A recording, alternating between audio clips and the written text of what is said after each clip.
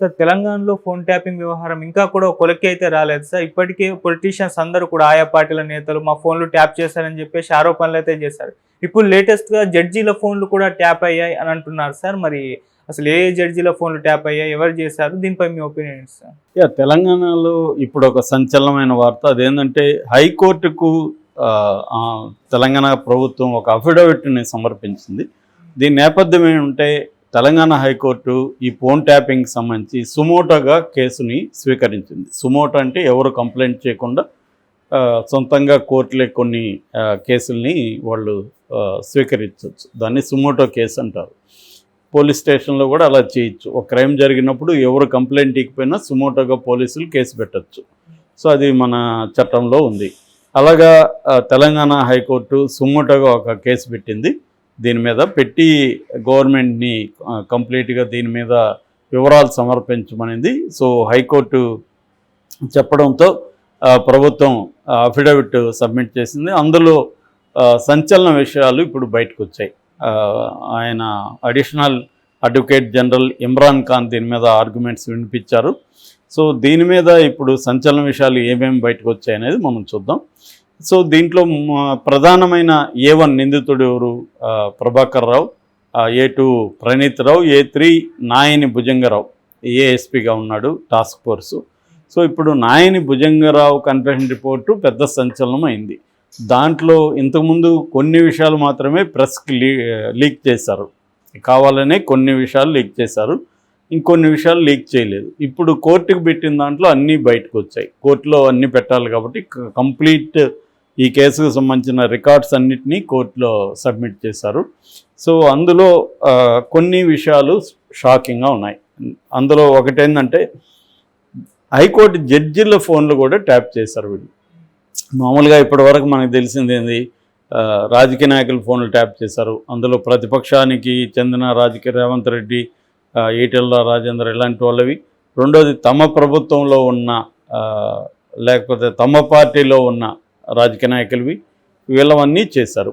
అట్లాగే అధికారులు కొంతమంది అధికారుల ఫోన్లు కూడా ట్యాప్ చేశారు. అట్లాగే కొంతమంది పారిశ్రామికవేత్తలు కావచ్చు, వ్యాపారస్తులు కావచ్చు, ఇలాంటి వాళ్ళ ఫోన్లు కూడా ట్యాప్ చేశారు. అలాగే ప్రముఖ జర్నలిస్టుల ఫోన్లు కూడా ట్యాప్ చేశారు. అలాగే సినిమా వాళ్ళ ఫోన్లు కూడా ట్యాప్ చేశారు. సినిమా వాళ్ళు ఫోన్లు చేసి ఎవరికెవరితో రిలేషన్షిప్స్ ఉన్నాయి అవన్నీ కూడా కనుక్కొని వాళ్ళని బ్లాక్మెయిల్ చేయడం, ఇవన్నీ కూడా చేశారు. ఇప్పుడు కొత్తగా తెలుస్తున్న విషయం ఏంటంటే జడ్జిల్ని కూడా వీళ్ళు వదలలేదు. జడ్జిల భార్యల్ని వాళ్ళ ఫోన్లు, వాళ్ళ దగ్గర ఉన్న డ్రైవర్ల ఫోన్లు, ఇలాగా అంతా కూడా ట్యాప్ చేశారనే విషయం ఈ అఫిడవిట్లో బయటకు వచ్చింది. ప్రధానంగా ఒక జడ్జి గారి పేరు బయటకు వచ్చింది. అదేంటంటే కాజా శరత్ అనే జడ్జి గారు, ఆయన భార్య మాధవి గారు, వీళ్ళిద్దరి ఫోన్లు ట్యాప్ చేశారు అనే విషయం ఈ అఫిడవిట్లో బయటపడిందని వార్తలు వచ్చాయి.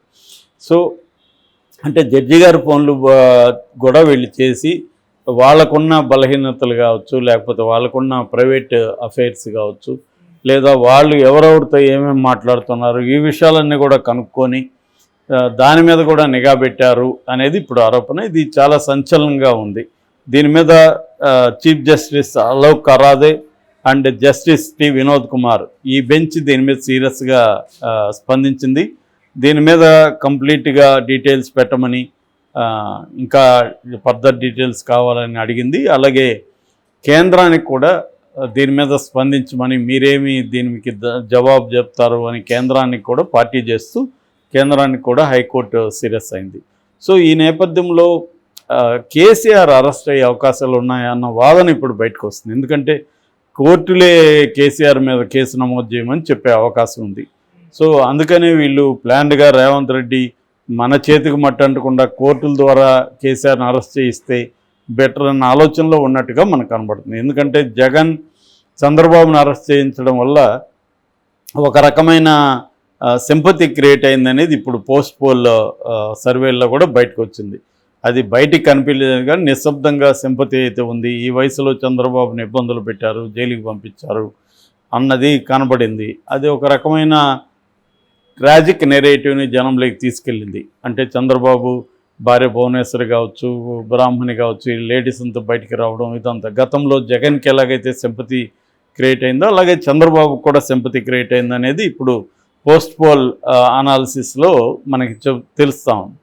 అలాగే ఇక్కడ నిజానికి ఈ కేసీఆర్ చంద్రబాబుతో పోలిస్తే చంద్రబాబు మోర్ ఫిజికల్గా యాక్టివ్. ఆయన ధ్యానాలు చేయడం, మెడిటేషను, ఫుడ్ కూడా ఆర్గనైజ్డ్గా క్వాంటిటీ అండ్ క్వాలిటీ ఇవన్నీ చూసుకొని తినడం ఇవన్నీ ఉంది కాబట్టి ఆయన డిసిప్లిన్ వేరే. కేసీఆర్కి అంత డిసిప్లిన్ లేదు, అంత హెల్త్ కూడా ఆ కైండ్ ఆఫ్ హెల్త్ లేదు. ఆయన ఈ మధ్య కూడా పరిగి తుంటి ఎముక విరిగింది, ఇప్పటికీ అది కంప్లీట్ సెట్ కాలేదని చెప్తున్నారు. ఈ క్రమంలో కేసీఆర్ని కానీ అరెస్ట్ చేసి జైలుకు పెడితే ఆయన బాధపడుతున్న విజువల్స్, వాళ్ళ ఫ్యామిలీ, వాళ్ళ భార్య, వాళ్ళ ఈ మనవాళ్ళు, పిల్లలు వ్యవహారాలంతా బయటకు వచ్చి ఇదొక సింపతి నెరేటివ్ ఏమైనా క్రియేట్ అవుతుందని రాహుల్ గాంధీ లాంటి వాళ్ళు కూడా కొంత వెనకంజ వేస్తున్నారని తెలుస్తుంది. అందుకని రేవంత్ రెడ్డి ప్లాన్ ఏంటంటే కోర్టుల ద్వారానే, కోర్టే అరెస్ట్ చేయమని చెప్పింది అనుకో, అప్పుడు సింపతి ఉండదు. ఇప్పుడు మనకి కవిత విషయంలో అదే జరిగింది. కవిత విషయంలో ఎక్కడ సింపతి అనేది లేదు. ఎవరితో మాట్లాడినా కావాల్సిందే సార్, ఇంకా 1 year జైల్లో ఉంచండి ఇలాగ మాట్లాడుతున్నారు. సింపతి రాలేదు. సింపతి వస్తుందని అనుకున్నారు కానీ సింపతి రాలేదు. అలాగా కేసీఆర్ని కూడా కోర్టు ద్వారా కానీ అరెస్ట్ చేస్తే, అప్పుడు కూడా జగన్ని మనకి గుర్తుంటే కోర్టు ద్వారా శంకర్రావు కాంగ్రెస్ నుంచి పిటిషన్ వేయడం, కోర్టు సిబిఐకి ఆదేశించడం, కోర్టు వల్ల అరెస్ట్ అయినట్టుగా ఉంది కాబట్టి కొంత ఇదైంది.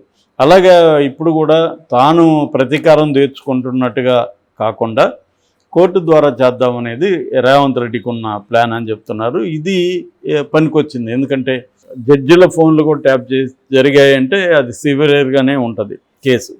సో కోర్టులు కూడా సివియర్గానే తీసుకుంటాయి. ఎందుకంటే జడ్జిలు ఫోన్లు ట్యాప్ చేయడం అంటే జడ్జిల్ని ప్రెజర్కి గురి చేయడమే కదా, న్యాయాన్ని సక్రమంగా జరగకుండా ఇంటర్ఫియర్ కావడమే కదా. సో అది సివియర్గానే తీసుకుంటారు. ఇప్పుడు దానికి సంబంధించి మొత్తం ఇదైంది. దీంట్లో దాదాపు 100 మందికి సంబంధించిన స్టేట్మెంట్లు అవన్నీ కూడా తీసుకుంటున్నారు. ఒక్క ప్రణీత్ రావు టీంలోనే 10 మంది స్టేట్మెంట్లను వీళ్ళు కలెక్ట్ చేశారు. అట్లాగే ఈ డ్యామేజ్ అయిన మూసీలో హార్డ్ డిస్క్లంతా ప్రణీత్ రావు తీసుకెళ్ళి డ్యామేజ్ చేసేసాడు. అవన్నీ కలెక్ట్ చేసుకున్నామని అవి కూడా కోర్టుకు పెట్టారు. బట్ అందులో ఏది కూడా డేటా రికవరీ కాలేదు. నేను చాలాసార్లు చెప్పాను, మామూలుగా అట్లా ముక్కలు చేసేస్తే ఇంకా డేటా రికవరీ చేయలేం. మామూలుగా దాంట్లో డేటా డిలీట్ చేసేసి కంప్లీట్గా చేసేసినా కూడా హార్డ్ డిస్క్ కానీ అలాగే ఉంటే హార్డ్ డిస్క్లో నుంచి డేటా రికవరీ చేయొచ్చు. ఆ మధ్య ఒక పెళ్లి వీడియో చేసిన అతను, నాకు తెలిసిన అతను కంప్లీట్గా డేటా పోయింది. డేటా పోతే ఒక పెళ్ళి అంటే మళ్ళీ అది ఉండదు కదా. దాంతో అతను ఇండియాలో ఎక్కడ ట్రై చేసినా కుదరలేదు. చివరికి అతను 11 lakhs ఎంతో ఖర్చు పెట్టి అమెరికాలో డేటా రికవరీ చేసుకుని రాగలిగాడు. ఆయనకు వచ్చిన రెమ్యునేషన్ కూడా అంతే. కానీ అతనికి ఏంటంటే తన బ్యాడ్ నేమ్ రాకూడదని ఎంత కష్టపడి చేయించాడు. అలాగా హార్డ్ డిస్క్ ఉండి అదేమన్నా ఖరాబ్ అయింటే చేసుకోవచ్చు, కానీ దాన్ని ముక్కలుగా నరికేశాడు. ప్రణీత్ రావుకి ఇవన్నీ ఐడియా ఉంది కాబట్టి టెక్నికల్గా ఆయన దీనంతా కూడా ధ్వంసం చేసేసాడు. అందువల్ల ఇప్పుడు అటువంటి ఇది లేవు. కాబట్టి బేసిక్గా ఈ కేసులో ఒకవేళ కేసీఆర్ అరెస్ట్ అయినా దీంట్లో ఏదో పనిష్మెంట్ పడిపోతుందని నేను అనుకోవట్లేదు. ఎందుకంటే సాక్ష్యాధారాలు రేపు నిలవు. ఇవన్నీ కూడా కన్ఫెషన్ స్టేట్మెంట్లు మాత్రం ఇప్పటివరకు ఎవరు కూడా అప్రూవర్గా మారలేదు.